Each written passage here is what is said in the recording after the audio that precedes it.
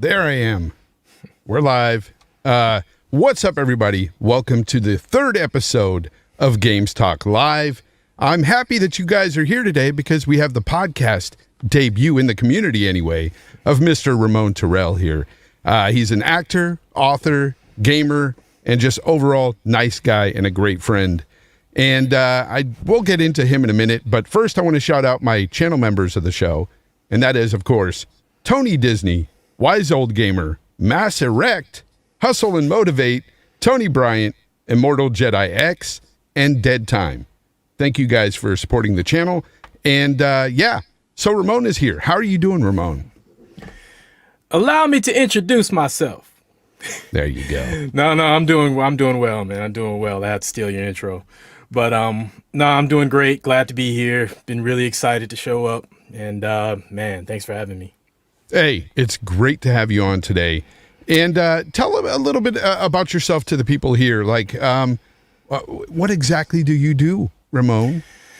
Well, I'm what a lot of people in my industry call double insane because I write epic fantasy and urban fantasy, and I also am an actor. So, If you ever want to pick two professions that will kill you at the same time, there you go. Yeah. And by the way, guys, he wrote this good book right here. This is some high fantasy right here. If you're into high fantasy books, I'm telling you, this book right here, book one, of the saga of Ruination Unleashed here is amazing. Like, it's a very, very well written book, and the characters, the character, you know, the way you describe each character, the way they just progress, and the way the book is so action oriented as well. Like, everything you do in this book is just it's great. It's awesome. Man, and I can't wait for the next one, Ramon. Man, you're spoiling me. No, thank you for the kind words. Thank you. Yeah, because I mean, it's one of those things where I don't read often, but when I do, if it's, you know, a good book, I can't put it down. And that was definitely one of those books. So I appreciate that. And if you guys want to get that book, you can get it on Amazon, by the way, or wherever books are sold. But anyway, enough about that. This man has been in so many different kinds of movies and TV shows, everything from like Supernatural to Minority Report, a Family Christmas Gift, I believe, as well, is the name of that movie. He's been in a bunch of stuff, guys. Almost 30 different roles you've played. And that was, according to IMDb anyway. I've been looking at you up, and that's what it says. And I think that's pretty accurate. Some of the roles he's played, it's kind of funny. I'll ask him, I said, hey, I think I saw you in this. And I'll look it up on IMDb, and it was him. And he'll go, I don't remember that. And I just find that hilarious, you know. It's like you're doing so much, you know, that you don't even remember some of this stuff. So it's pretty funny. But anyway, we're going to go ahead and get into something I like to start off the show with 5 questions.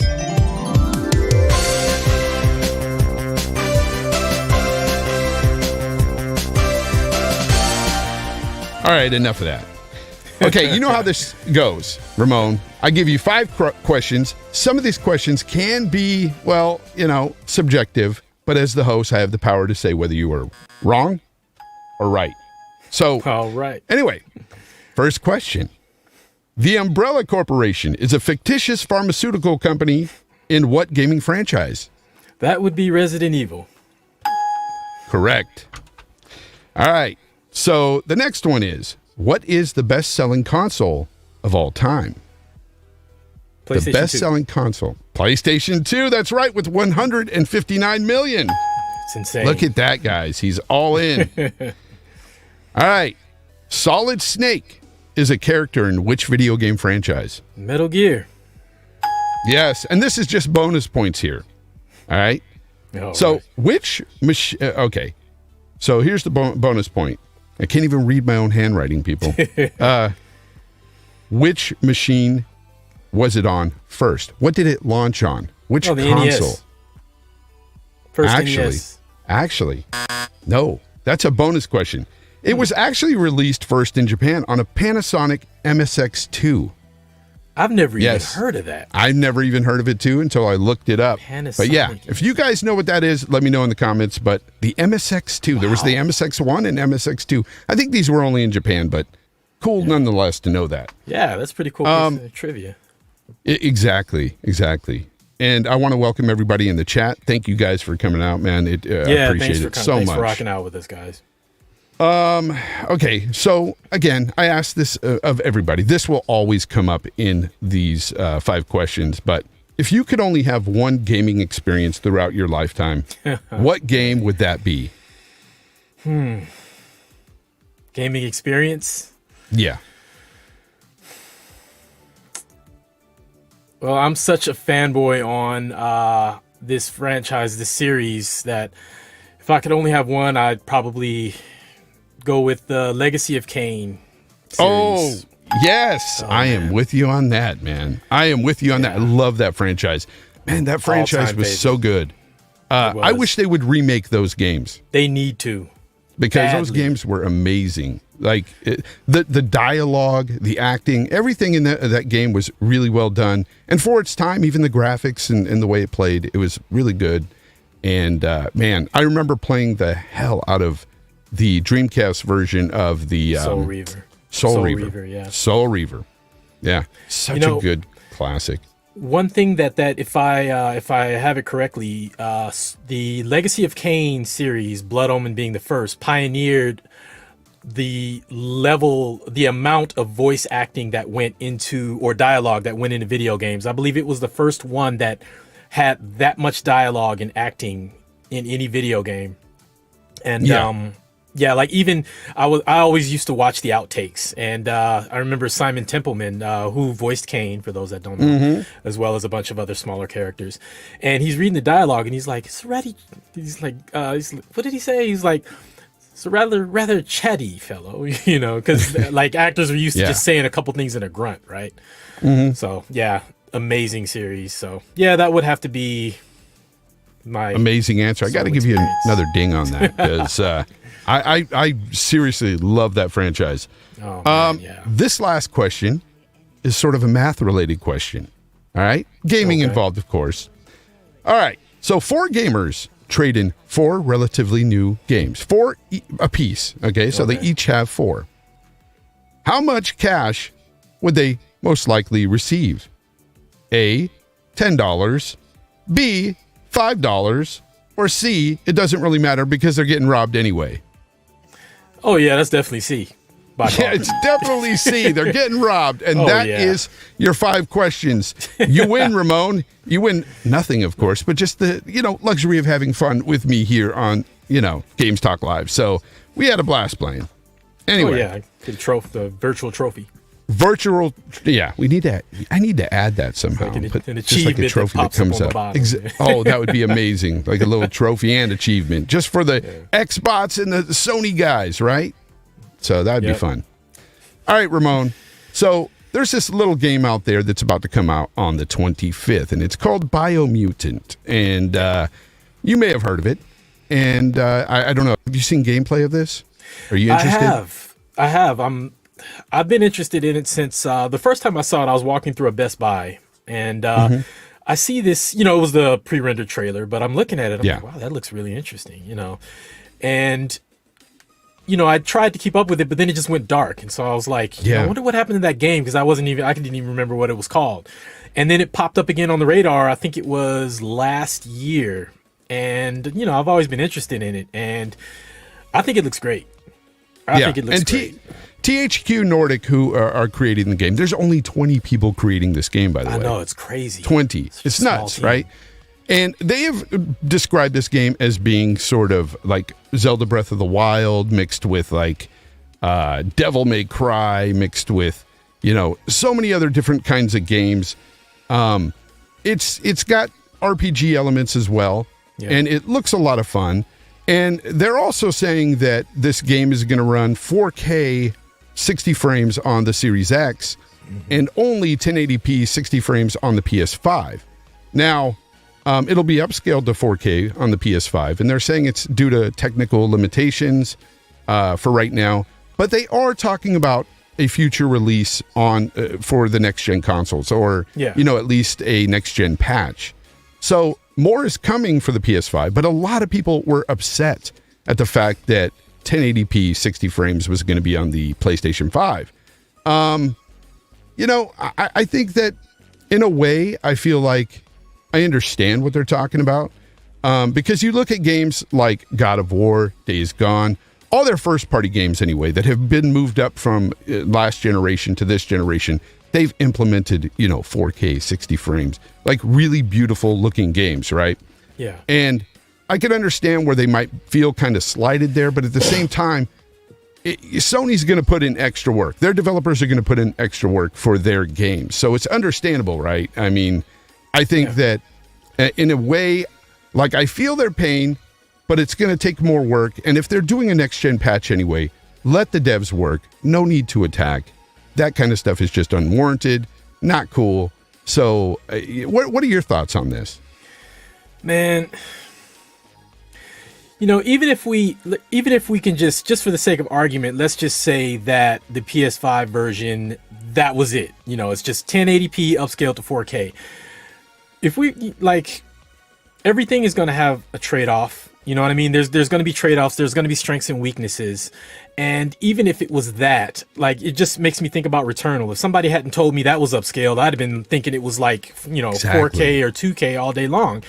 And I think we kind of lose perspective on how freaking amazing these experiences are that these devs are bringing us.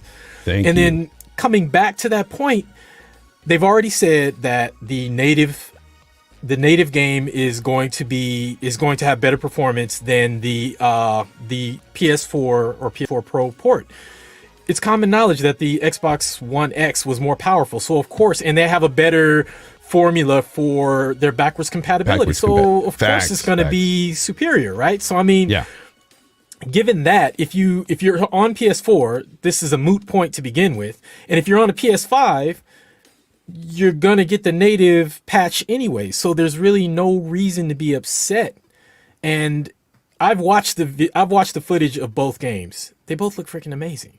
So I mean, there's not really any reason to be upset, because you're going to get a native. You're going to get a native game on whichever platform you're on. So, why are we getting upset about this? I don't and really... Returnal, as somebody said in the chat, Michael Ellis said, Returnal is gorgeous. And it really is. I mean, it is. And it's 1080p upscaled, right? So what's the problem? But again, I understand when you're taking a cross-generational game, you're expecting maybe more for your, buck on the PlayStation 5 and Xbox Series X. But again, it may just take more for the developers to implement better, resolution, plus the frame rates and stuff. And not only that, it's a 20-man team, 20-person team. Exactly. They're a small team. And if they are trying to implement a next-gen patch, relax, people. It'll be here, and that's the thing people have to understand is these developers are working hard, especially during this lockdown and everything. Everything is not back to normal yet. Even though we may seem like we're getting to that point, and we are, right now, it's been a year of lockdown. These developers have been stuck in their homes trying to make these games, probably without a lot of the tool sets that they had. Yep, there we go with the tools, right? But these developers didn't have everything at their disposal. And I've heard that from some developers that they don't have everything at their home. So it's understandable. Not every company can pivot in exactly the same way. They just can't. Just using that as an example, in the publishing industry, a small press is able to pivot their business model faster to adjust with the times when books became digital. Whereas you have these large publishers, it's like a motorized dinghy versus a cruise ship, which, you know what I mean? So when you bring that to this, it's not a one-to-one comparison. But what I mean is there are some studios that are equipped. They're structured in such a way to where, oh man, we're in a pandemic, we need to work from home. They can pivot a little easier. And you have some that they're not structured to be able to do that. So, and then I hear a lot of people say that, the pandemic is an excuse, blah, blah, blah. And, maybe in some cases it's not, but I think we need to really try to, continue having that patience and consideration of what happened, because this flipped everything upside down. I mean, the film industry, we went from auditioning inside the room to now it's all self-tapes, and everything is flipped upside down. And now you have to, hone a skill set that you might not have had, or it might have been weak. Guilty. So I mean, I really think we need to try and be patient, because I have never in my life encountered, and I've encountered or heard of the lazy dev. These people work their asses off. Excuse my language. They do. They do. And, that's not to say that, we should tolerate like buggy messes of games, but, for something like this is something that we need to have a little more patience with, I mean, they're doing the best they can. Well said. And that's all I'm saying about the situation as well. We have to understand that these developers are under a lot of constraints. Yeah. It's a different, time for all of us. And just, imagine where they're coming from.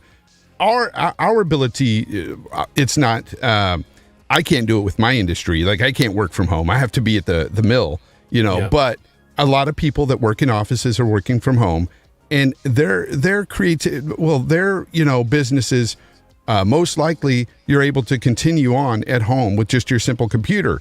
These guys are having to build games, and maybe they need bigger, better computers or whatever at home to do this, and they might not all have that luxury. So this is really a tough situation, and I think people need to just relax, calm down, let these developers work, and then when these games come out, if you like it, buy it. If you don't, just stay quiet on it. There's no reason to really attack anybody for these games right now. But I agree with the buggy stuff. Like, give them enough time to where they can work out a lot of these bugs. Because that's one thing I've been saying, is that I'm getting tired of paying $60 for a game and then having to sort of beta test. At least I feel like I'm beta testing because I'm finding bugs. Yeah. But we have Tony Bryant in the chat that says, sorry I'm late. Go read this man's work. Talking about you, Ramon, and your Tony, books. Thank you so much. Thank you so much, brother. I appreciate that. Yeah, and he's not lying. Like I said at the beginning of the show, I would not push a book if I didn't like it. And I'm telling you, it's a great book. Like, I could see this being a movie, damn it. Like, I told you that. I was like, this book is so good. And as far as, like, you know what? I want to jump out of the gaming thing just really quick to ask you a few questions. Like, what made you decide to get into acting? It wasn't even a decision, man. It's like, this is the entertainment industry it kind of chooses you, because you have to be a little bit insane, man. Like, it's the level of grind and the level of, like, ego smashing and grinding into gravel, and the amount of denial and everything is something that you can only endure if it chooses you. And ever since I was a little kid, like, I'd watch TV with my parents and everything, and I used to just imagine how I would do that scene. You know what I mean? And it was just something that was just always there. And then, I had really practical parents, and, my pops especially was very, very, traditional. It's just a different generation. And it was kind of like, go to school, get a job, retire. And then if you want to pursue that hobby, then go ahead. Right. And, it was a different age, a different, generation. But, and that's the paradigm is actually, that's not it. But, I tried to be the kid that listened to my parents, and I, tried to go that route, but it's almost like a fish trying to just stand up and walk on land. It's like, you know where you're supposed to be, and then, life will fight you until you just kind of turn in that direction. So, what has been your favorite role so far? Funny, because it was actually, of all things, a Hallmark movie. And it was, family Christmas gift. And the reason why is because, aside from the fact that it was the biggest role I got to do to date, like, I had a lot of time in that movie, but I also got to work with a childhood crush. Well, I was a kid; she was already an adult at the time. But yeah, Holly Robinson Pete. If anybody remembers, like, hanging with Mr. Cooper and all that. We used to watch that all the time back in the day. I think that was on the ABC Friday night lineup. Not was sure. it? I believe it was. Oh, okay. Yeah. And her and Patti LaBelle. Like, I remember watching Patti LaBelle with my mom in the living room, and my mom used to just, we used to just always watch, like, Tina Turner, Patti LaBelle. And, you never imagine, in your wildest dreams that one day you would actually work with these people, So that was probably the most amazing time that I had. And then, working on Ducks, Mighty Ducks back in, December, and it just aired this week. Like Emilio, nice. Man, I've been watching Emilio my whole life. Emilio! Yeah. Oh, man. I got to talk to him about one of my favorite movies. It's Men at Work, this comedy that he did with Charlie Sheen. I remember it. Yeah, dude, I remember it. And it's so funny. You never know how your work touches people, because he was like, oh, man. He's like, yeah, that movie had some good moments. And I was like, dude, I know you probably look at it as something that's rough. I was like, do you know how many inside jokes my friends and I have? So it's, those two things I would say. But yeah, Christmas Gift was probably my favorite. And as far as writing, you just wrote from when you started when you were a kid, I assume, and just wrote things. And no. Nope. What made you get into writing? I was an incredibly late bloomer, dude. I didn't pick up reading until I was in my, I think, early 20s. And one day I had to drive my friend. My friend asked me to drive him to a Borders back when those were still open. Yeah, and shout out to Borders. Yeah, shout out to Borders. Rest in peace. And Barnes and Nobles as well. Yeah. Oh yeah. They're hanging on by a fingernail. Mm-hmm. But he, so I drive him there, and I'm like, God, bookstores are boring, dude. This is boring. All of this is boring. And so I sit down, and then I picked up this book, and I'm like, oh, this looks interesting. And then fast forward, and I had read probably like, I don't know, 100 books, a couple hundred books, and then this story kind of hit me, and I started writing it down, just like how most authors get started.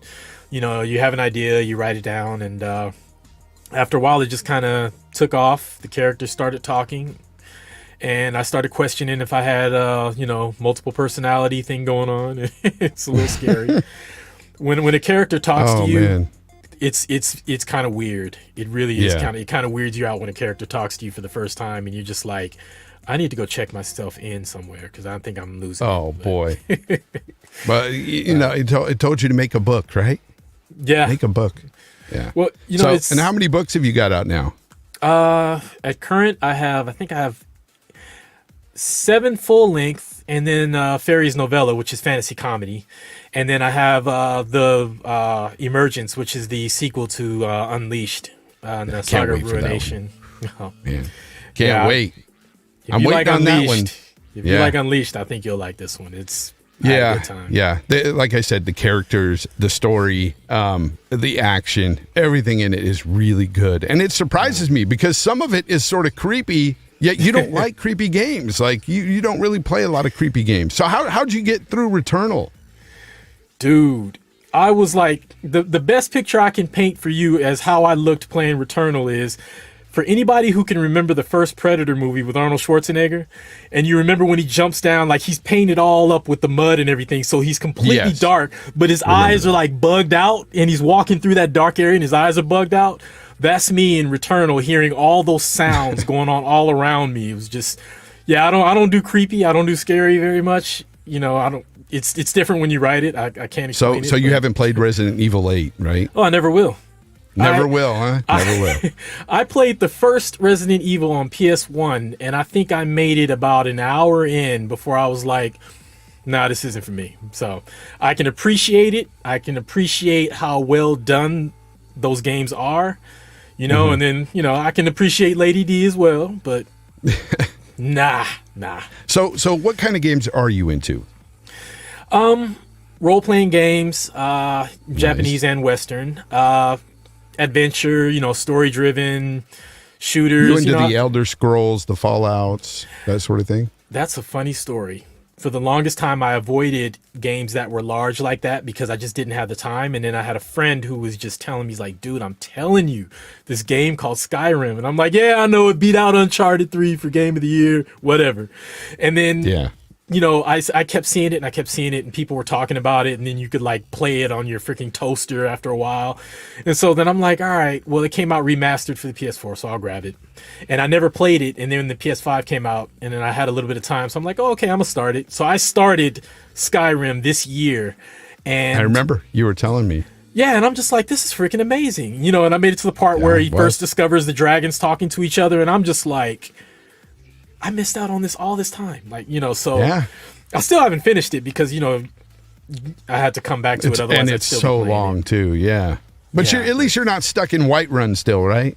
You're way out of there. Oh my gosh, dude. I was stuck there for so long. But yeah. There's so much to do in those games. And that's the thing about Bethesda games is like, there's so much to do. So I love them. I love the Elder Scrolls series. I love the Fallout series.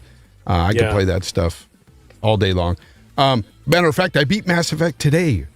Oh, so nice. I beat the first one from the Legendary Edition. So I just started.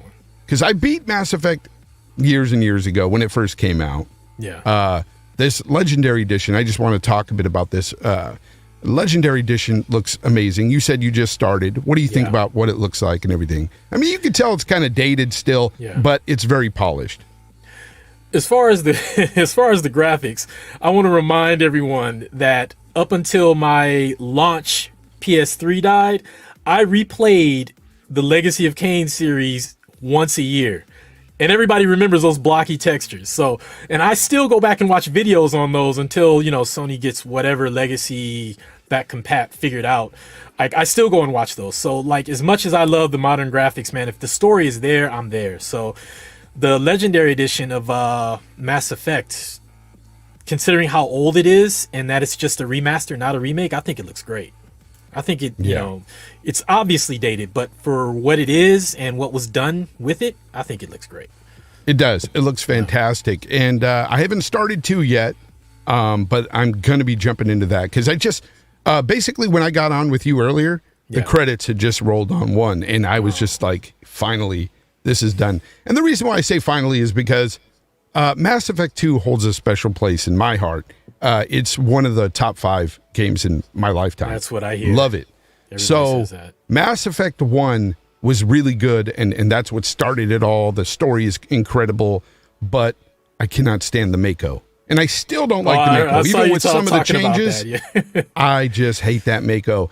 And I realize you don't have to go to every planet, especially this time. I didn't go to every planet and do everything I could have with the Mako and explore because I've already done that. Yeah. And I just don't want to do it with the Mako. They added a couple of things that it's got some boosters, and I think it's also got a different weapon as well.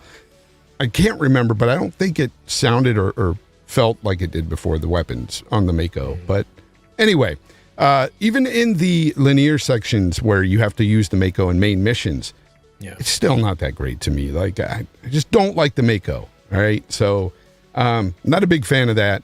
And I know the scanning planets in part 2 are lame too, but I'd rather do that and just get through scanning the planets than explore with the Mako and go on this long trek through barren wastelands. Just a personal opinion, but I just Mako. Yeah, I haven't made it that far in yet. But the game is incredible. Pay attention to the story. Do some of those side missions because honestly, it's incredible what BioWare used to be like and how they ended up. It's just so sad, because Andromeda could have been something really special. I hear that the combat is still really good in Andromeda, but as far as the story goes, it's not great.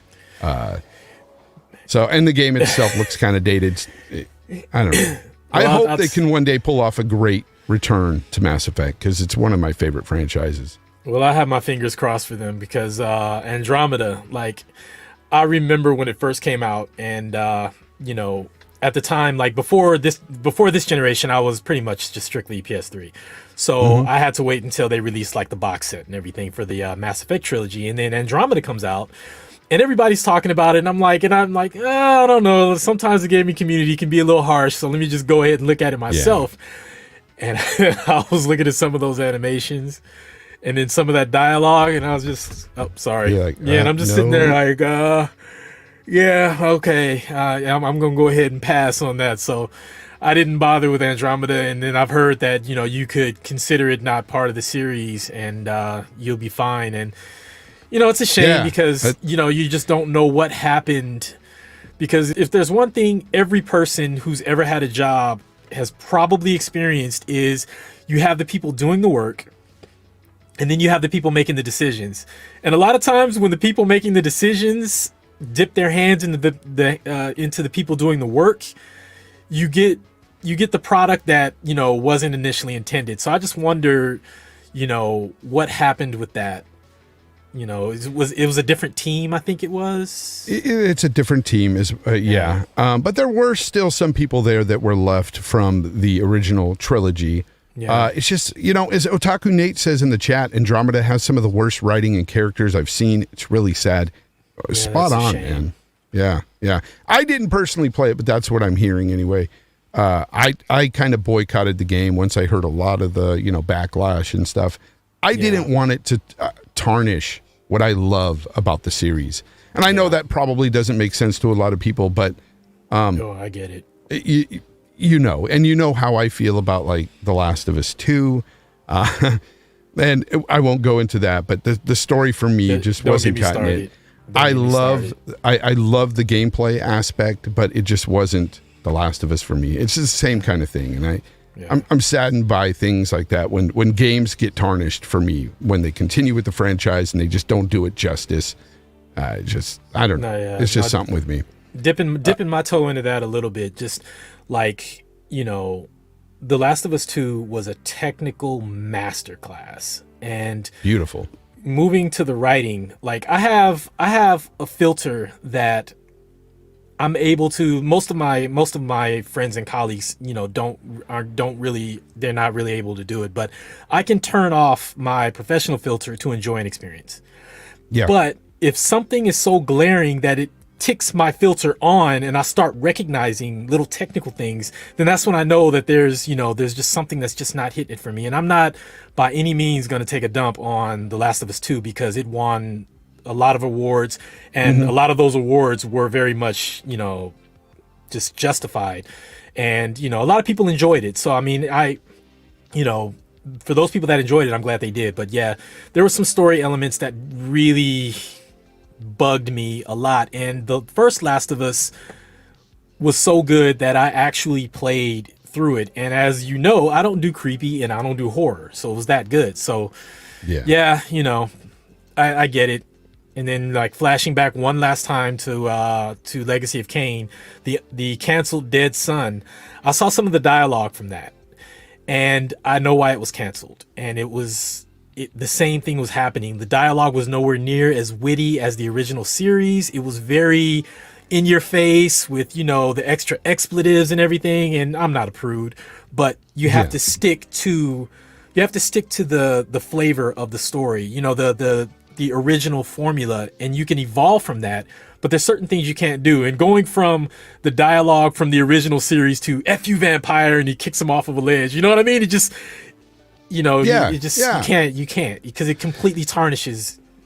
Yeah. And I don't really want to get into all of that because I feel like it's very polarizing. The story is a very polarizing one for the gaming community. And I understand some love it. Look, I respect opinions. Exactly. I didn't. Opinions, right? And it's just, it is what it is. But the only reason why I brought it up is because that's how I felt with going into Andromeda. I was feeling, I don't want to ruin it for me. With The Last of Us 2, I had no idea what it was, going to be like. I felt like it was going to be a lot like the first, and it just wasn't. Yeah. So anyway, moving on from that, we can let's talk about Starfield a bit, okay? And I know everybody's been talking about Starfield to death. Starfield, a game that we hardly know anything about except that it's a single-player RPG set in a sci-fi universe. That is all I need to really be all in. I like Bethesda's RPGs. Yep. I like sci-fi, and I love, that it's single-player. Because we know this is not going to turn into a Fallout 76 mess. Let's be real. That's why we're happy about that when it comes to Bethesda. But we're hearing a lot of different things about when it's releasing. You got Jason Schreier out here saying it's a long way off, but yet he says it's in 2022. If it's in 2022, it's not a long way off, in my opinion. It's not very far off, yeah. Especially considering what we talked about with development earlier with the lockdown and all this stuff. Man, 2022 might as well be right around the corner. Before you know it, it's going to be freaking Halloween, Christmas, and you're about to hit it's just June. flying by. I know. It's already summertime. We're halfway, yeah. It's crazy. But so I'm thinking that I'm still going with this game coming out in 2022. I don't think it's going to be late 2022 myself. I still think it's going to be spring, maybe summer, but I don't think it's going to be pushed till November. Like a lot of people are speculating now based on what Jason Schreier is saying. Now, I have nothing against what he's saying here because I think that he's on the right track and he knows people. He's talking to people, obviously, that know a thing or two about the game. And his integrity is there, but I think that he's exaggerating a bit for sensationalism, when he says it's far off, when it's not done, it's nowhere near done, or whatever the words he used. Because I heard quite the opposite from people who've been talking to people saying that, it is done. It's just going through some polishing and stuff like that. So who knows? I don't know what's going on there. All I know is this game will be out sometime in 2022. Any thoughts at all on this game? Well, as far as how far off the game is or isn't, I mean, if there's one thing we've seen over and over again is even the most credible person with the most credible sources is never right 100% of the time. So, I mean, short of Bethesda coming out themselves and saying, yep, here it is, here's the date, bam, and then when the game is closed. When the game is close and, they've gone gold, then we know that, okay, we're most likely not going to get, any more delays, blah, blah, blah. I shouldn't even say delays. There's no delays because they don't have a release date. Yeah. But as far as so, I mean, that's anybody's guess, and plus it could also depend on what Jason Schreier can send. Schreier. I hope I'm not brutalizing his name. I'm not sure. I think it's Schreier, but it could be Schreier or Schreier. I don't know.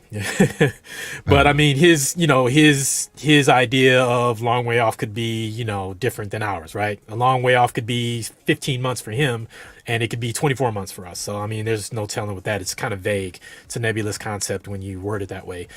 As far as the game itself, even though we know about 2% of what the game is, if that, yeah. I think the excitement stems from the pedigree of the developer and the genre itself combined with those two things. So based on and it's so funny, my first experience with Bethesda being Skyrim, so I haven't experienced all of the other things that people praise and criticize for. I think that, I'm looking forward to, I'm not excited yet because I don't know anything about it, but I'm looking forward to seeing what it is. And then, my, hype level will, adjust accordingly. But one thing that I think is going to be interesting is seeing Bethesda spreading their wings without the constraints that, from what I've heard anyway, before they sold, being under ZeniMax, there was a lot of, with the quality dips with Fallout 76, it might have had to do with the upper management in ZeniMax or something like that. I remember, I think, reading or hearing something about that. So with them now under Microsoft, they presumably can spread their wings without having the difficulties they were having before with, those who owned them previously. So I think a large part of it for me is being interested to see, what they're going to be able to accomplish. And I know they started on it before they were acquired, but, their pedigree and the genre, I think, is going to be really fun to see what they come up with. Basically how I look at this situation too, because people were asking me, why are you even hype at all about this game? I'm not super hype, but I'm excited to see more because this is the genre that is right for Bethesda. And, the fact that it's sci-fi is even more appealing. It's a bit different. So I want to see more of that. Like, if they can do anything similar to what Mass Effect brought me, I'll be very excited. And that's kind of what I'm I'm kind of hoping for is a big expansive story set in a sci-fi universe. And, you know, who doesn't want to, you know, be out in space and spacewalk and, you know, hearing all these rumors about doing stuff like that, maybe shooting out in space like that. It'd be pretty fun. You know, I like that situation. I think that's what has a lot of people excited. Just the all right. concept. Yeah, exactly. Brigadier's Blue says in a super chat, he says, new week, new episode of Games Talk Live, baby. Don't forget to hit that like button, everyone. And I'd appreciate it if you guys do hit that like button because it does help my channel out immensely. So appreciate that. Somebody, Otaku Nate says, I'm hyped because Bethesda makes games that no one else does. Most interactive open worlds ever. I would agree to a certain extent. Yeah, they do. I would say that Rockstar also does as well. They make some, I won't go as far as saying interactive though, when it comes to open world, but beautiful worlds, open worlds. Yeah, I would say so. But yeah, I'm excited for the game. Other than that, E3 is right around the corner, and E3 is one of those, you know, the Super Bowl of gamers, you know, and this is like what we really want to see every year. At least I do. Because I like hearing stuff about new games coming out, seeing new gameplay, new CGI trailers. I take it all. I take all that stuff in. What is some of your predictions? Actually, I have a two-part question here. What do you think Microsoft and Bethesda may show on their stage? And what would you like them to show is the other part? Well, E3, man. When I think about E3, like I actually went to the first one. Oh, did you? I did not know that. Oh, I share something in common with Mr. Gaming Forte. Really? I worked at GameStop when it was Electronics Boutique. Wow. Way back then. Did not know that. Oh, yeah, I loved it when it was Electronics Boutique. Yeah, I used to go there all the time back then. Yeah, when it became GameStop, I said it sucks. I stopped going. I think that's when they absorbed Software Etc. or something like that. I could go way back. Yeah, Software Etc. We had one of those too. Yeah, we had all of those. Yeah. We're dust. Yep. But remember Funko Land as well? There was a Funko Land. Dude, Funko Land and Captron. A lot of people don't even know what Captron is. Captron. Yeah, I never heard of it. They weren't as big. But. Yeah. But, so you used to work at GameStop. Yeah.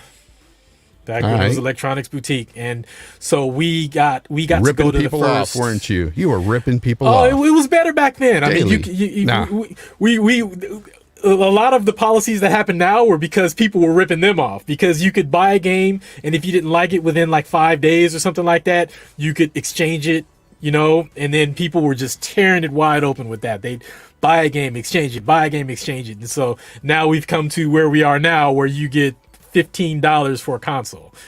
But I've taken us off on a whole rabbit hole. But E3, it's gone through such an evolution from the beginning to the middle to now. And as far as, I think Microsoft, I think we'll probably see Double Fine. You know, I feel like we're going to see. All right, I just saw Slow-Mo's super chat. Says, glad to see homie Roman. Yeah, no, that's a joke back from DPS. Now. That's back from DPS. Yeah, that's. Because I'm looking at that name, Forte. I'm like, what is he talking about? That's shout out to our boy Forte. He kind of hit my name a little different. Thank you. Thanks, man. But no, I think that, you know, we might get to see something from Double Fine. I love Double Fine, so I think we'll see some Psychonauts 2. I think we will see. Man, like everything they showed last summer. Most of it was just CGI trailers, so it's tough. I think we'll see some of the gunk. And you've been looking forward to the gunk. Dude, they need to give the gunk some more love, because the whole time I'm watching that, I'm like, that looks like fun. You know? Like, there's, you know, people, sometimes I see they talk about, it's a child's game, cartoon game. Hold up a second. I got to stop you for a second, because I need to tell the people out there. I talk to Ramon a lot in the DMs and stuff, and we talk about different games and stuff. And I got to say, this man is a gamer because, honestly, he doesn't care if it's cartoony or not. Like, he sees the fun in these games, and I appreciate people like that, because a lot of times we have people that just make fun of games based on how they look, and not how they play necessarily. And I applaud you for that. It's hard to find gamers like you that, stick up for these smaller titles and stuff. And it's pretty cool, man. Well, I have this to say. People who talk smack about cartoony games and, it's a children's game and everything, really take a step back and check yourself, because all of the people who aren't gamers, what do they think about video games? Oh, you're grown and you still play video games? Like, well, don't you think maybe you should be doing something else with your time? How many of us have heard that? For all the people who talk about cartoony games being kids' games, there's a lot of non-gamers out there that know nothing about video games that say the same thing about our entire hobby across the board, because they have no idea. They think it's a toy. So, it's all perspective, man. Just because it's not your thing, taking a dump on it. Not to mention there's real people behind this that put their blood, sweat, and tears and pride into it. But exactly. Smitty Smith says, salute J Fonz. Salute right back at you, Smitty Smith. Thank you for that super chat. Smitty. Yeah, so you think that they'll show the gunk on the stage? I think so gunk, too. Yeah. I think so too. It's really kind of tough to really think of what they're going to show. I mean, well, obviously Halo, they're going to show that. And I have my fingers and toes and eyes crossed for Halo and 343.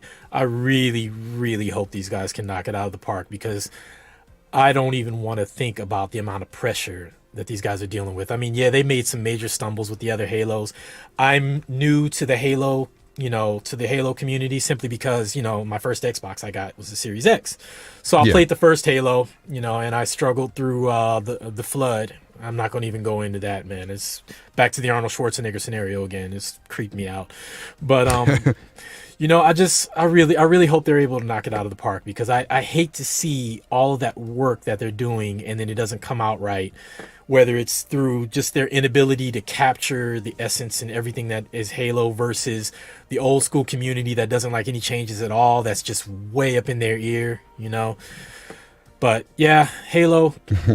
As far as what I want them to show, I would love it. I would love to see, even if it's just 30 seconds, some gameplay of Perfect Dark. I've never experienced it. I've heard good things about it. I would love to see them show something of Starfield, but I do like Bethesda's formula of, we'll show it the year it's going to come out. So if we don't see Starfield, that's fine. Keep doing what you're doing and show it to us the year it's going to come out. Stick to that formula. I'm cool with it. Everwild, I have no hope for that, because they don't even know what the game is. They didn't know what the game was a year ago when they showed it. I liked the concept based on the CGI trailer, but CGI trailers, as you know, show us very little to nothing. But I would love to see something from them, even if though I don't have any hope for it. I agree with that, because we don't know what's going on with that game at all. Everwild is one of those games that they showed us and it looked interesting, but it had no real gameplay substance, no real, okay, what's going on here? It's just kind of one of those fantasy things. It's almost sort of like something that, Nintendo would show, but would show gameplay right after it, And ooh, don't get me started on Nintendo. Oh, no. You got a problem with Nintendo, huh? They partially catfished me into that Switch. Okay, oh, really? I just want to preface it with, I love the concept. By the way, before you get into that, Gaming Forte says, I'm here for the homie Fonz and maybe Ramon Terrell, but for real, homie, I'll never pronounce your name wrong again. He called you Roman then, I guess, huh? Oh, yeah, twice. But I mean, nothing but love, Gotcha. Forte. Trust me. Yeah, Forte's an awesome guy. I like the sound of Roman better than Raymond. And you didn't call me Raymond, so you're already ahead of the game. So. Yeah. But no, Nintendo, I remember, so I hadn't owned a Nintendo since the NES. I had a Super Nintendo for all of about 6 months, played a bunch of role-playing games, and I was a Genesis kid. And then Nintendo never really did it for me. And I never had anything against them. They just never did it for me. It was the same with Xbox back in the day. I always thought it was a cool, console, but it just wasn't enough for me to say, oh man, I got to go get it. I just never really paid them attention. We have two in the home. One gets used. My son plays it all the time. The other one doesn't get used. Oh man. So we were swindled. Dude, what sold me a Switch when I had it was so I'm looking at Breath of the Wild and I'm like, damn, that looks really good. Like, I really want that, but I can't justify a console on one game. And then, they had Bayonetta 2, which they ported from the Wii U. So that had me teetering. Then I saw the teaser for Bayonetta 3. And I was like, sold. Okay, I'm in. Because how long could the wait be? 2 years? I can wait 2 years. 3 years? I can wait 3 years. And then, not a peep, finished Breath of the Wild two times. I think I played Breath of the Wild 2 or 3 times. I even got Mario Odyssey, and I haven't had interest in Mario in, I can't remember how long. And Mario Kart never captivated me the way it did most people. So I enjoyed it, but, I still enjoy Mario Kart with the kids sometimes. I'll play with them, but I don't play it on my own. What sold me on the Switch is the Metroid splash screen. That's all we got was a splash screen. Metroid is coming. And I was like, I'm getting a Switch for that alone. And then, where is it? Where is it? How many years has it been? It's crazy. The last straw with Nintendo for me, aside from no peep from Bayonetta 3, is... So I'm going to go ahead and go in with the price thing here. I feel... I'm from the States. I'm from California. And I feel for all you folks who talk about, the prices and everything... Nintendo games, as everyone knows, don't go down in price. Nope. Up here in Canada, last gen prices are $79.99. So when I got my Switch, it was already, I think, a year and a half, 2 years old. And all of their games are still $80 up here in Canada. So there is absolutely no way I am paying $70 for a 2, 3, 4-year-old Nintendo game. That was the last straw for me. I'm like, dude, come on. Not for this hardware. You know what I mean? I appreciate what it can do, but for that hardware, and I'm not conservative on price. I may not like it, but I'll, with some games I will pay that extra. And when I say pay that extra, I'm not talking about 70. Up here, $70 games in Canada are 90. So, and I'm a day one returnal person. Okay. So I can honestly say, I may not like the price increase, but I'll go there on occasion, but not with that hardware. But anyway, I don't went all off on Nintendo. Let's not get off on Nintendo subject because we'll put people to sleep, I'm sure, out there that don't want to play Nintendo. Sorry, folks. I'm personally mainly a PlayStation and Xbox gamer myself. Same here. And it's not really because Nintendo's bad at all. It's just taste, that I wish that they would come out with a traditional console. That's my personal feeling on it. Not big into handhelds. So E3, you want them to show what again? So I want them to. I would like to see Starfield. We're going to see something from Starfield for sure. That's happening. Okay. Well, I'll look forward to that. It'll be interesting to see. I want to see the gunk. I would love to see what Everwild is. I just don't have much hope. Somebody says we're going to see something from Everwild. Otaku Nate seems to think that we will see gameplay. I haven't heard that. But, yeah. And JD Gamer, I see you. ILP sent us over to spread some love. I love those guys over at ILP. Thanks to the ILP. Cognito, King, Addict, and Sov, thank you guys for sending people over this way. I appreciate it. Very humbled. Yeah. Thank you very much. Thanks, ILP. But yeah, those guys are just amazing. Yeah, they are. They are. I mean, I'm surprised I made it to the show because I ran into King David and told him I like PlayStation, and he suplexed me off the top of a building. So, oh man, no, that's an inside joke because he likes to go in on PlayStation. He just has me laughing. But shout out to King David. You're a funny dude. It's Danny Gaming says that $103 to $105 for PS5 exclusives in Norway. Oh my gosh, jeez. You see, they got you for that. Well, that's extra the same with $10. NBA 2K. NBA 2K, same thing. $103, $105. Man, it's crazy. It's crazy, but yeah. So you want to see Everwild? You want to see what else? I'm curious about Perfect Dark. I'm curious to see what that is. Like the other studios they purchased, they've got so many studios now. I can't even think of the name of them all. But I would like to see something from those studios, even if it's only 15, 20 seconds, 30 seconds of gameplay. Just, spare me the trailers. You know, the pre-rendered trailers are nice, but man, just give me some gameplay, because the trailers, you know, they're pretty and everything, but they literally show us nothing.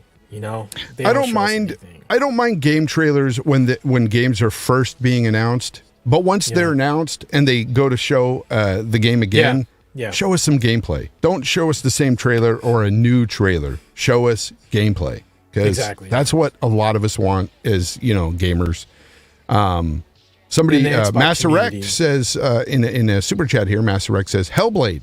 Yeah, Hellblade 2. Yes, Hellblade 2 would be amazing to see more. But I heard that they're not going to show Hellblade 2.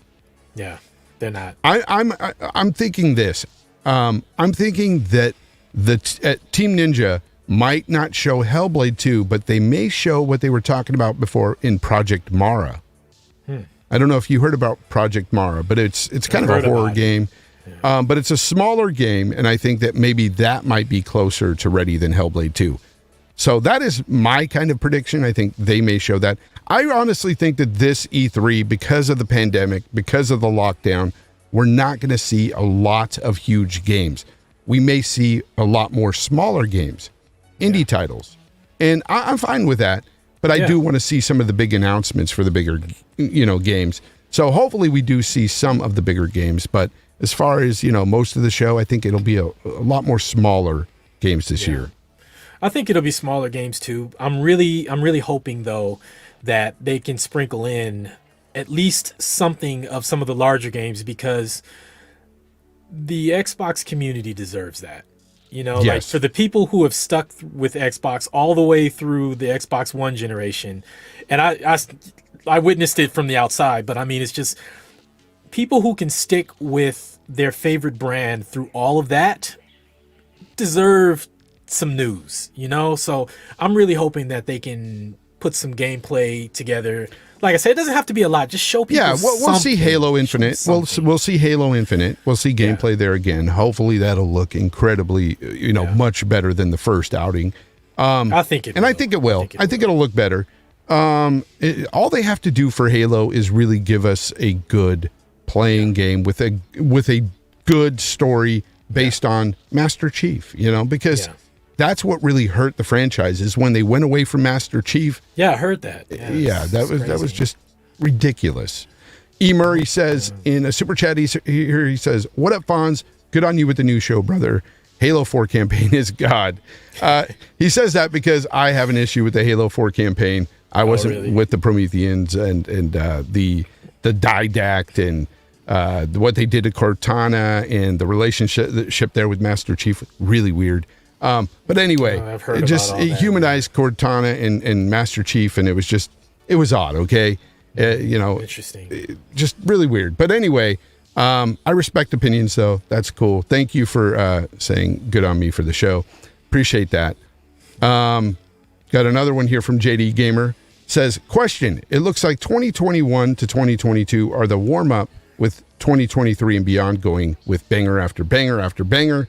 What happens to Sony with only 14 studios and when Xbox has 23 plus studios and so much more output and quality? See, we have to see on that, right? Exactly. That's a good question. Because here's the thing. Somebody posted a poll the other day on Twitter, and I answered it, and I answered it honestly when it came to, what do you think, who do you think will put out the best games this generation? I chose Sony. And the reason why I chose Sony is based on track record. It has nothing to do, and my opinion on the games. I prefer Sony games, so of course I'm going to like Sony experiences more times than I would an Xbox experience.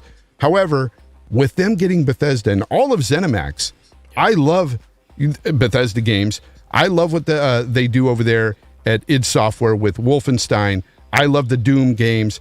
I love all those games as well. So it does put more of a dynamic into the mix to where I can understand people picking Xbox, because they do have a lot more talent now and a lot more games that are of quality that will be out on the Xbox platform exclusively, by the way. And I think that that's what people are trying to argue here. And I get it, JD Gamer, I get it. But we have to see. The proof is in the pudding when it comes to, say, Fable or, Perfect Dark. We got to see what they do with these games.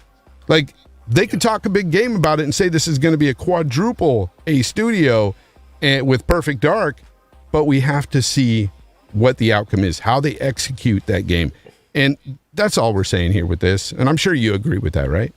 Oh, yeah. I mean, when it comes to something like this, I mean, all those studios are great and everything, but what we're looking at right now is we have Sony, who's already in a stride. They're already in a stride. They've got their formula. Their cylinders are all firing. And then we have Xbox over here who have picked themselves up. They've dusted themselves off, and now they're running. And I truly believe this. I believe that they climbed back on their feet and they kicked off running.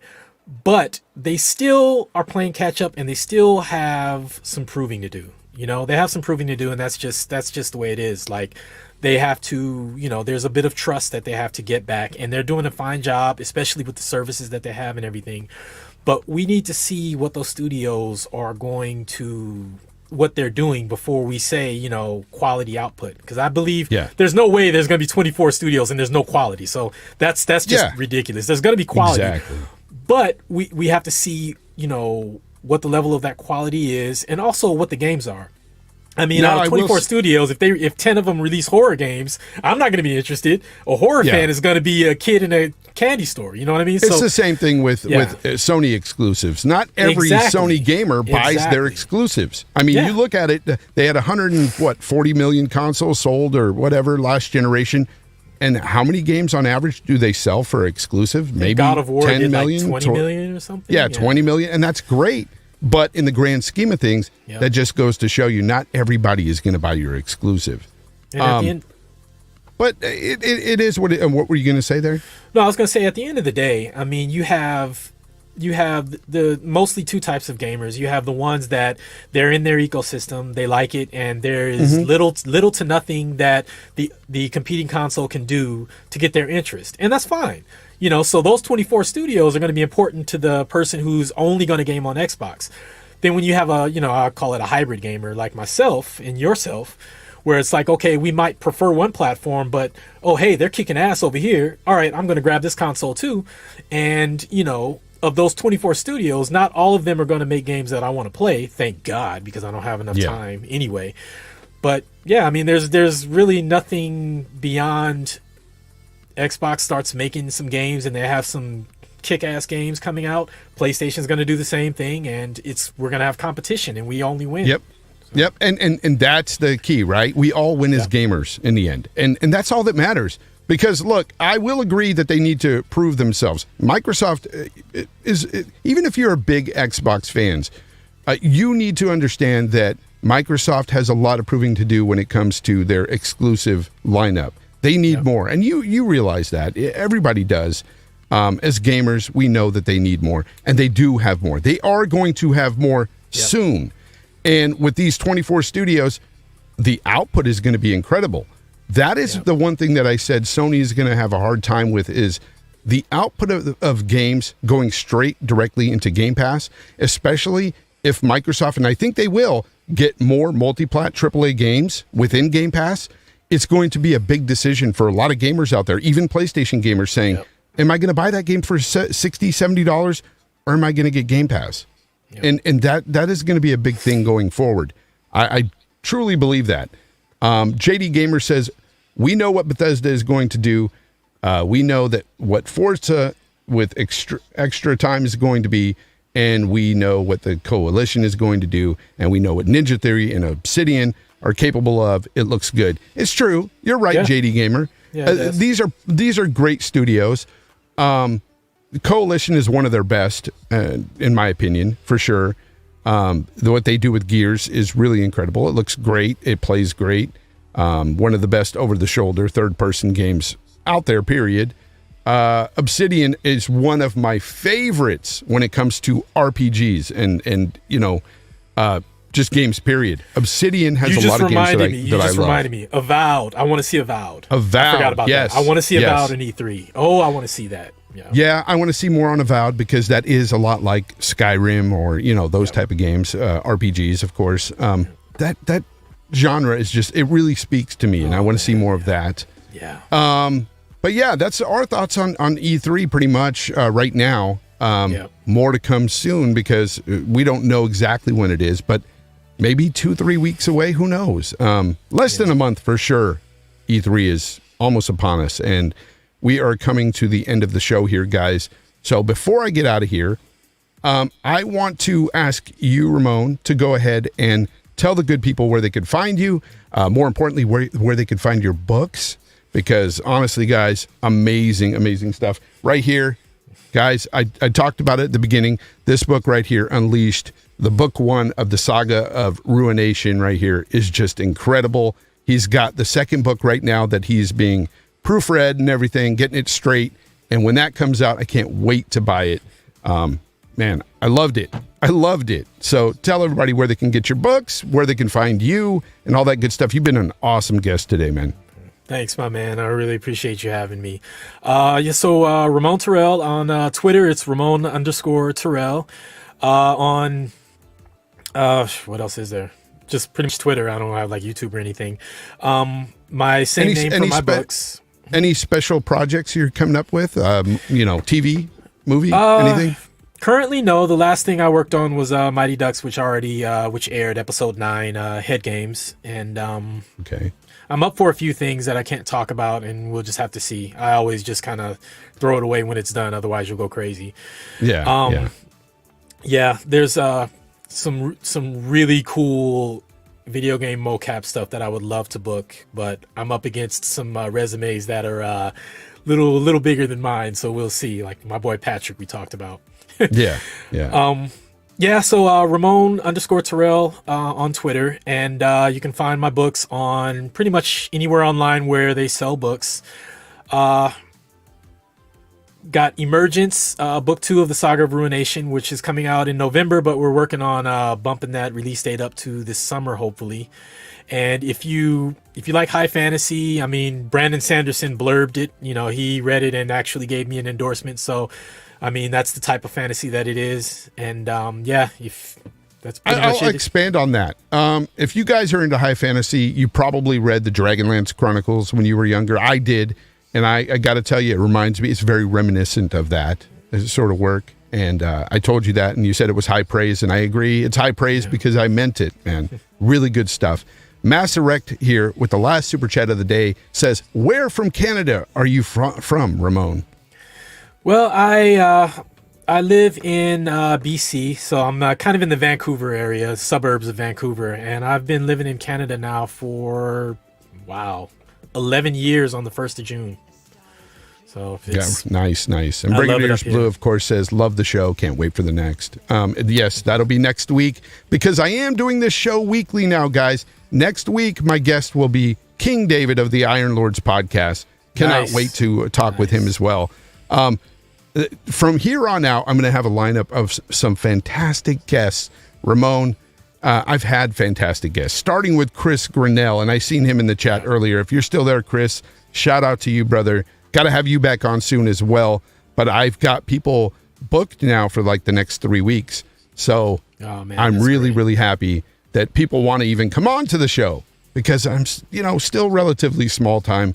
I want to make the show bigger, though, and I cannot do that without you guys in the chat. You guys are amazing. Seriously, I appreciate you guys so much. And I can't do it without you guys. So anything else you want to add? Man, you guys are great. Thanks for showing up for the show, Fonz. Thank you so much for having me, man. I'm like being able to have my debut on YouTube with you has just been like, it's been an honor, man. And I really appreciate it. It's been fantastic. Yeah, don't mention it, man. It was my pleasure. I'm really happy that you decided to come on the show. But no doubt. That's all the time I got today, guys. Join us and join me next week. Of course, King David will be the guest, and he announced that on Iron Lords podcast today, a little bit earlier than I wanted to announce it. But hey, that's okay. King can do that. He is the king. I will talk to you guys later. Remember, game on, people.